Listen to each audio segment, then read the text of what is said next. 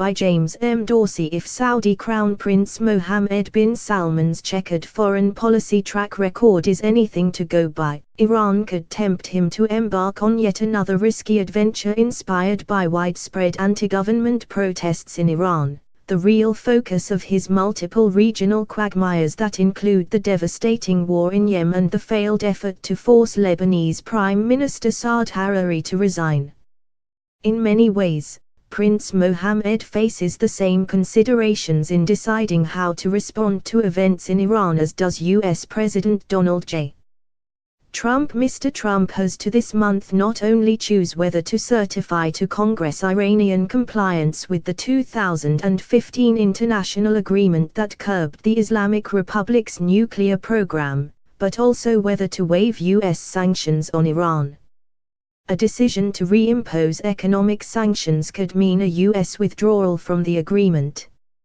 At the core of Mr. Trump's decision, as well as Prince Mohammed's deliberations on how and if to respond to the Iranian protests, is the question whether the United States and or Saudi Arabia see a strengthening of hardline conservative factions in Iran as serving their purpose of at least further containing the Islamic Republic, and possibly engineering a situation that would be conducive to regime change.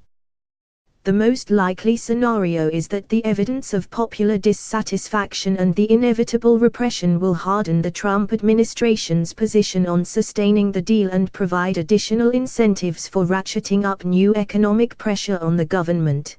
They also may see some possibility of flipping the Europeans if the crackdown is fierce and well documented, said Brookings Fellow and former State Department policy planning Iran expert Suzanne Maloney. Europe has urged Mr. Trump not to nix the nuclear agreement. Iranian President Hassan Rouhani, in contrast to hardliners, has sought to reach out to the protesters by recognizing their right to criticize while denouncing violence and promising to address their economic grievances. Mr. Rouhani may be able to tackle some issues like the fraudulent financial institutions that have deprived many of their savings, but will struggle to fix the country's structural economic issues, including the power of hardline institutions such as the Revolutionary Guards Corps. He may also be able to institutionalize and anchor in law the right to protest with the backing of hardliners. Moreover, addressing economic issues would be even more daunting if Mr. Trump effectively withdraws from the nuclear agreement. Ultimately, the odds are that hardliners, irrespective of what scenario unfolds, will emerge strengthened by the current crisis, either as the result of protests losing momentum as the regime curbs access to social media, a brutal squashing of the protests as a last resort, or because increased external pressure will initially unite rival factions and reinforce widespread disillusionment with the nuclear agreement that has failed to provide tangible economic benefits to a majority of Iranians.